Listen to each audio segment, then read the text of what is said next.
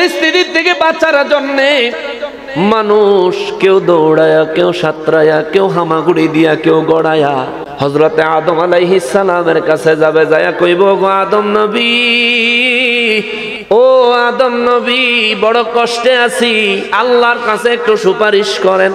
আল্লাহ যেন বিচার কাম শুরু করে, যে জান্নাতে যাইব জান্নাতে দিব, যে জাহান্নামে যাইব আল্লাহ যেন জাহান্নামে দেয়। কিন্তু হাসরের ময়দানের এত কষ্ট আর সহ্য হচ্ছে না, দয়া করে আপনি আল্লাহর দরবারে একটু সুপারিশ করেন।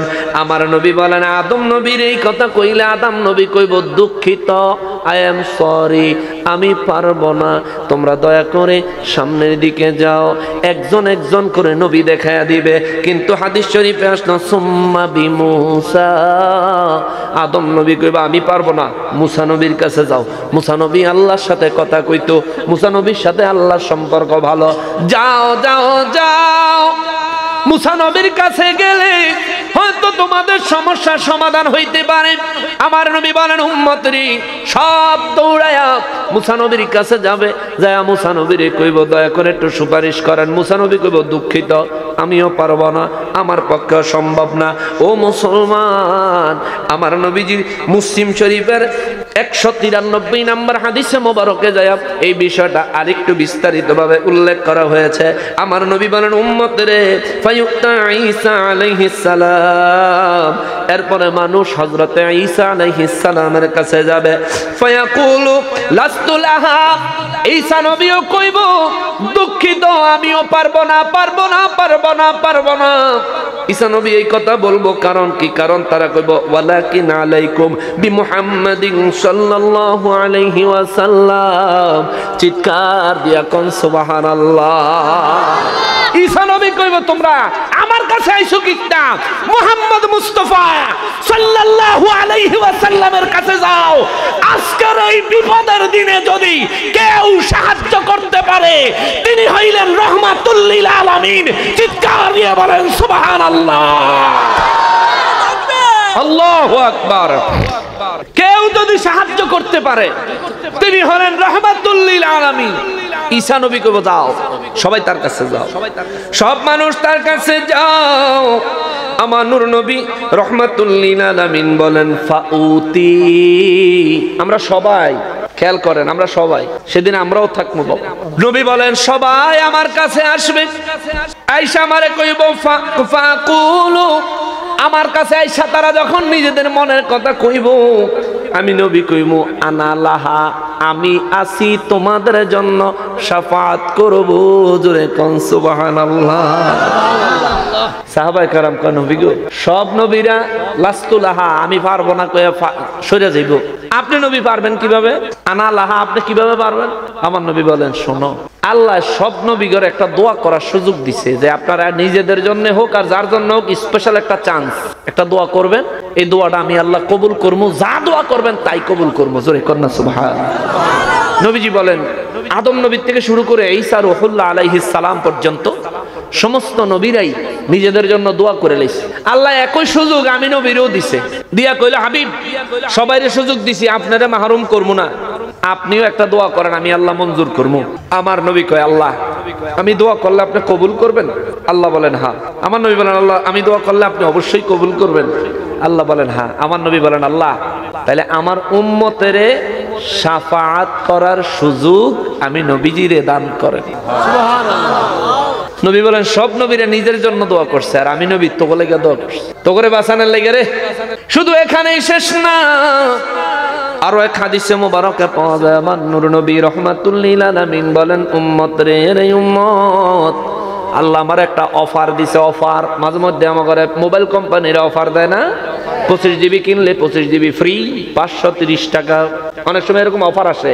আমাদের অনেক সময় দেওয়া যায় একটা কিনলে আর একটা ফ্রি, এই ধরনের অফার।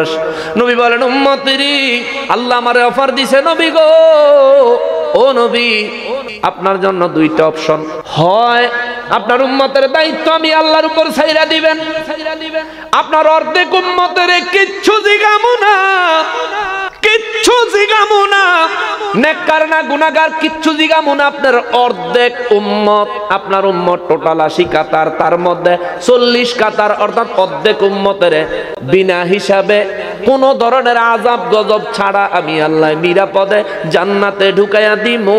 জোরে বলেন সুবহানাল্লাহ। এই একটা সুযোগ। আর বাকি অর্ধেকের নবী কয় আল্লাহ বাকি অর্ধেকের আল্লাহ কয় এটা আমি বুঝবো। নবীকে আল্লাহ দ্বিতীয় অপশনটা কি? নবী আল্লাহ বলেন দ্বিতীয় রাস্তা হইলো আপনি আপনার উম্মতের জন্য সুপারিশ করার সুযোগ নেবেন। নবী কয় আল্লাহ আমি দ্বিতীয় নম্বরটাই গ্রহণ করলাম। জোরে কইতে পারলেন না?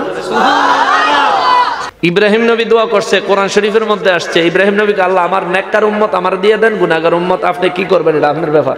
আপনি গুনাহগার উম্মত আপনি লয়ে যান, আল্লাহ নেককার দিয়ে আমার দিয়ে দেন।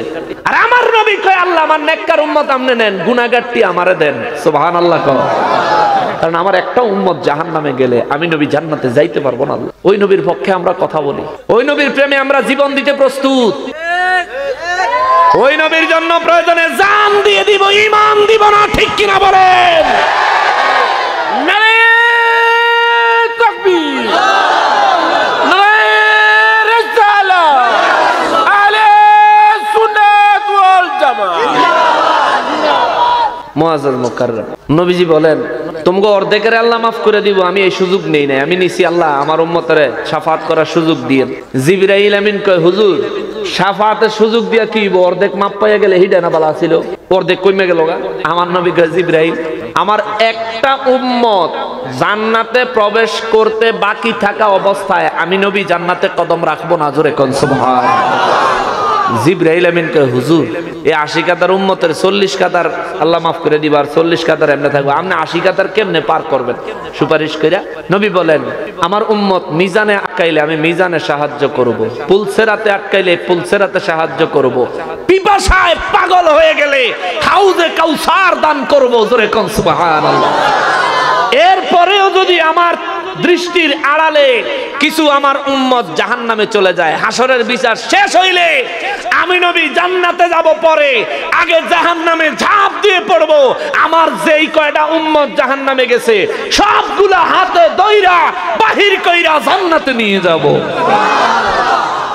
80 কাতারের 80 কাতার পুরা লইয়া যান জান্নাতে যাব, একজনও থুইয়া যাব না, একজন। এই জন্য সুন্নিরা সবসময় নবীর প্রেমের কথা কয়। ওরে নবীর প্রেমিকিরা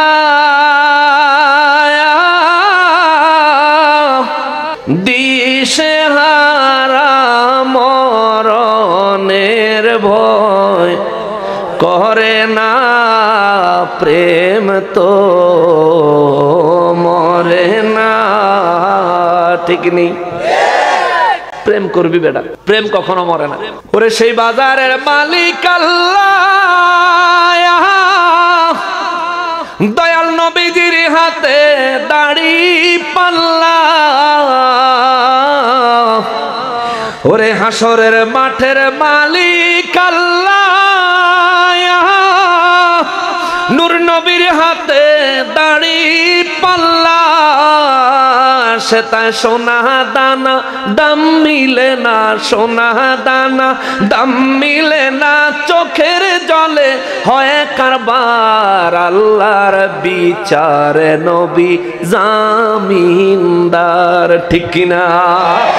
কেউ জামিনদার হইতো না, আমার নবী জামিনদার হবে। আল্লাহ হবে হাকিম, নবী হবে উকিল। আল্লাহ হবে জরিমানা করনেওয়ালা, নবী জামিনদার হয়ে আমাদেরকে হবেন বাঁচানেওয়ালা। জোরে বলেন সুবহানাল্লাহ। ঠিক কিনা বলেন? আওয়াজ করে বলতে হবে ঠিক কিনা। আমার ওই রসুলের জন্য একবার না, যদি 100 কোটি বার মৃত্যুর সুযোগ হয়, একবারও মরতে দ্বিধা করবো না। মরে যাব, রসুল ছাড়তে পারবো না। তুমি ওহাবি যাই করো, চক্রান্ত করো, এই করো সেই করো, লাভ হইতো না। শোনো নবী কয় আমি কমু আনা আলাহা, আমি আছি, আয় আমার কাছে আইছো, আমি আছি, আয়। নবী বলেন আনতনিকু ফাস্তাদিনু আলা রাব্বি, আমি আমার আল্লাহর কাছে ফরিয়াদ করবো, আল্লাহ গো এ পাগলটি আমার উম্মত গুলি কষ্ট পাইতেছে, আল্লাহ দয়া করেন, বিচারের কাজ শুরু করেন। ও আল্লাহ গো, এই কথা আল্লাহর দরবারে বলার জন্য নবী কয় আমি আল্লাহর কাছে অনুমতি চাইবো, আল্লাহ আমার অনুমতি দেন, আমি কিছু বলতাম। সুবহানাল্লাহ। আমার নবী বলেন ফায়ুজানুলি, আল্লাহ আমার অনুমতি দিব। হুজুর বলে আপনার অনুমতি আছে? আমার নবী বলেন আমি কোন ফাকুমু বাইনা ইয়াদাইহি ফাআহমিদুহু বিমাহামিদ, ওই দিন আমি নবী আল্লাহর কুদরতের কদমের সামনে দাঁড়ায়া আমি নবী আল্লাহর এমন কিছু প্রশংসা করব রে, যেগুলো আমি নবী এখন জানি না, কিন্তু তখন আল্লাহ আমারে শিখায়া দিবে। প্রশংসা করব কার? আল্লাহ। আবার শিখায়াও দিব কে? আল্লাহ। প্রেমটা কিরকম বুঝছেননি? ভালোবাসাটা কত কত ভালোবাসা দেখেন। আল্লাহর প্রশংসা কেমনে করবো এটা আল্লাহই নবীদের শিখিয়ে দিবে। সুবহানাল্লাহ। রহমাতুল লিল আলামিন কয় লা আকদিরু আলাইহি, আমি এখন তা জানি না, তখন আমারে শিখাইয়া দেওয়া হবে। আল আনা ইউলহিমুনিহিল্লাহু তাআলা, তখন আল্লাহ আমি নবীজির সরাসরি তখন আল্লাহ শিখাইয়া দিবে। সুম্মা আখিরা লাহু সাজিদা, আল্লাহর প্রশংসা দাঁড়ায়া শেষ হইয়া গেলে আমি নবীজি একটা সেজদা দিব। সুবহানাল্লাহ। একটা সেজদা দিব রে। ফায়ুকালু ইয়া মুহাম্মাদুর ফারাসাক, আমি যখন সেজদায় পড়ে চিৎকার দিয়া কান্না শুরু করব, আল্লাহ আমারে ডাইকা কইব নবী গো আপনার মাথা মোবারক জমিন থেকে উঠান। জোরে বলেন সুবহানাল্লাহ। হাসরের ময়দান রে বাবা, আদম নবীর নবুয়ত হাসরে চলবে না, মুসা নবীর নবুয়ত হাসরে চলবে না, ঈসা নবীর নবুয়ত হাসরে চলবে না, ইব্রাহিম নবীর নবুয়ত হাসরে চলবে না, 1,23,999 জন নবীজির নবুয়ত, কারো নবুয়ত হাসরের ময়দানে নাই। সবাই পাওয়ারলেস, সবাই কয় লাস্তুলাহা লাস্তুলাহা লাস্তুলাহা, নফসি নফসি ইয়া নফসি ইয়া নফসি। কিন্তু আমার নবী কয় উম্মতের আমি সৃষ্টির শুরু থেকে রসুল, পৃথিবীতে আইছি রসুল হইয়া, পৃথিবীর জমিনে জীবন যাপন করছি রসুল হইয়া, ইন্তেকাল করার সময় রসুল হিসেবে ইন্তেকাল করেছি। রওজা মোবারকের মধ্যে কিয়ামত পর্যন্ত রসুল হিসেবে ছিলাম, হাসরের ময়দানে উঠছি রসুল হইয়া। আজকে শুধুমাত্র আল্লাহর ক্ষমতা বিচার করবে, আমি নবীর ক্ষমতা অপরাধীরে বাঁচামো। জোরে কোন সুবহানাল্লাহ। আমি নবীর ক্ষমতা বিচারক, এই বিচারের থেকে এই কঠিন কাহারি সুরত থেকে আমি রসুল কাউরে যদি বাঁচাইতে চাই বাঁচাইতে পারবো, আল্লাহ আমার এই ক্ষমতা দিব। এই জন্য একটা কথা বলি, সব নবীদের নবুয়ত হাসরের ময়দানে নাই, কারো নবুয়তের পাওয়ার চলবে না, কিন্তু আমার নবীজির নবুয়ত এবং রিসালাতের পাওয়ার হাসরের ময়দানেও চলবে। জোরে কন্যা সুবহানাল্লাহ। এই ওয়াহাবি নবী চিনো? তুমি কওমিয়া নবী বলে তোমার মতো তোমার শৈল কাপড় থাকতো না, সেদিকে সাউনের খবর থাকতো না তোমার। আর আমার নবী সহ সমস্ত নবীরা হাসরের ময়দানে উঠবেন। নবীজি বলেন সমস্ত নবীদেরকে আল্লাহ জান্নাতি পোশাক পরাইয়া হাসরের ময়দানে উঠাবে। কিন্তু আমরা উলঙ্গ, নবীরা জান্নাতি পোশাক পরা। তাহলে এখানে তো নবীর সাথে আমার পার্থক্য হয়ে গেছে। বেকু বেকু নবী বলে মাটির হুরু গাদা, নবীর আল্লাহ মাটি দিয়ে বানাইছে। আল্লাহর কি নূরের টান পড়ছে? ওই সিটার তুই দেখছ আল্লাহ নবীর মাটি দিয়ে বানাইছে। আমি যেন মাটি, তুই এটা প্রমাণ করতে পারবি না বেটা।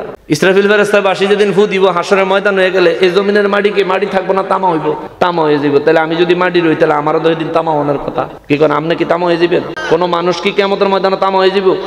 আমার নবীজি কি তামা হয়ে যাব? ব্যাকলে কয় কি বলেন ভাই? তো এটা কি থাক নবী বলে মাটি কয় নূরের তেনে মাটির দাম বেশি, আবার হেইতে দোয়া করে আল্লাহ আমার কলব নুরানি বানাইয়া দাও। কয়নি তুই কস নূরের তে মাটির দাম বেশি, তো তুই দোয়া করবি বলে আল্লাহ আমার কলব মাটি বানাইয়া দাও। ঠিক কি না? ও তুমি যাতে মাতাল তাহলে ঠিক, নিজেরটা ঠিকই বুঝো, নবীর ইজ্জতে আঘাত করো। এই সাফার দাঁত ফলাইয়া দিব, ঠিক কিনা বলে? ভন্ডা মিয়ার বাটপারি চলতো না।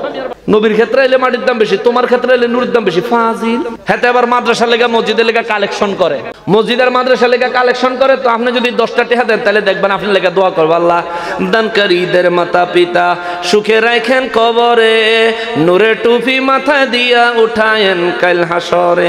হয়নি? নবীরে কও, নবী বলে মাটির দূরত্ব হলে মাটির দাম বেশি। তা তুমি কইও দানকারীদের মাতা পিতা আল্লাহ সুখে রাখেন কবরে, মাটির টুপি মাথা দিয়া উঠায়েন কাল হাসরে। সাফারে একটা দাঁত রাখিয়া বাহিরি সব গুছাইয়া হালাইয়া দিব পানি সাবাইয়া খাওয়ানোর লেগিয়া। আর 10 টাকা দিলে 20 টাকা ফেরত লইব।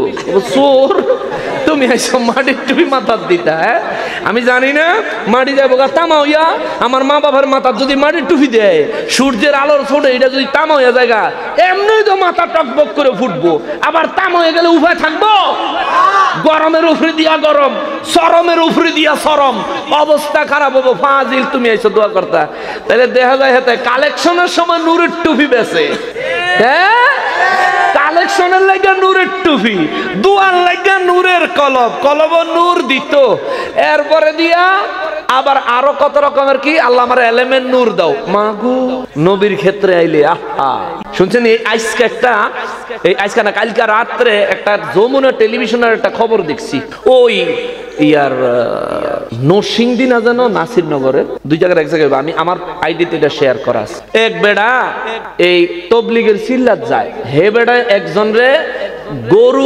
সস্তায় গরু কিনবো লোভ দেখাইয়া বেড়া 6 লাখ টাকা লইয়া গেছে হে বেড়ারা রাস্তার ভিতরে মাইরা হাতে মসজিদের মুয়াজ্জিন রাস্তার ভিতরে মাইরা ফজরের নামাজের আজান দিছে মসজিদে আইয়া মানুষ খুন কইরা হাতে মসজিদে আইয়া ফজর আজান দিছে সবাই লইয়া নামাজ পড়ছে সকালে 10:30টার সময় বাইরে হয়ে গেছে সিল্লাত আমরা কেন চিল্লাইনি তবলিগলারা আচ্ছা এদিকে আইয়ে না আচ্ছা ভালো আলহামদুলিল্লাহ যদি আইয়ে এগুলি আইলে পুলিশ খবর দিয়ে এগুলির ভিতরে 2-4 জন ভালো মানুষ আর ম্যাক্সিমাম খুনি ঠিক কিনা বলেন বড় বড় অপরাধী এটার ভিতরে পলায় এখন পাওয়া গেছে পরে এই সোরারে পুলিশে খুঁজতে খুঁজতে এই লক্ষ্মীপুর গিয়া নোয়াখালী লক্ষ্মীপুর গিয়া এরপরে হেতারে পাইছে হেতে মা গো মা চিন্তা করেন তারা কত ঠান্ডা মাথার খুনি খুন করছে মসজিদ আজান দিছে এরপরে নামাজ পড়া শান্তি মতন আরামসে চিল্লায় চলে গেছে কত জঘন্য দেখছেন নি হ্যাঁ আমার নামে কি মিছা কথা কইছে আমি বলে 4টা বিয়ে করছি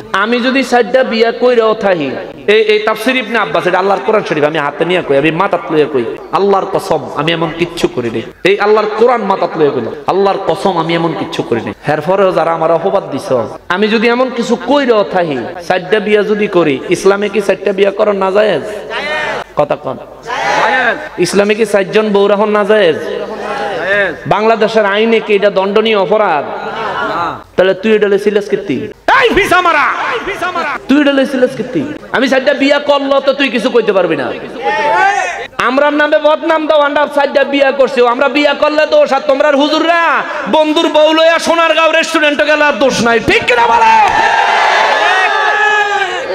তোমরা হুজুররা রিসোর্টে গিয়া ধরা খায় এটার কোনো দোষ নাই তোমাকে স্পেশাল আন্তর্জাতিক ক্ষতি সম্পন্ন বক্তারা 2 বাচ্চার মা বাগাইয়া লইয়া যা এইটা তো অসুবিধা নাই বড় ভাইয়া নিছে লগে কয়দিন আগে ছোটরাও নিছে হাফিজুর রহমান সাহেব আর তার ভাই মেজবা আছেন একটা হাফিজুর রহমান সাহেবও নিছে মেজবা সাহেবও নিছে দুজনই ইন্টারন্যাশনাল আন্তর্জাতিক ক্ষতি সম্পন্ন বক্তা তোগো হুজুররা যেগুলি করে এগুলি শরীয়ত বিরোধী ইসলাম বিরোধী সমাজ বিরোধী রাষ্ট্র বিরোধী ঠিক কিনা বলেন পারলে ওগুলির বিরুদ্ধে মুখ খুললে কথা কইয়া দেয়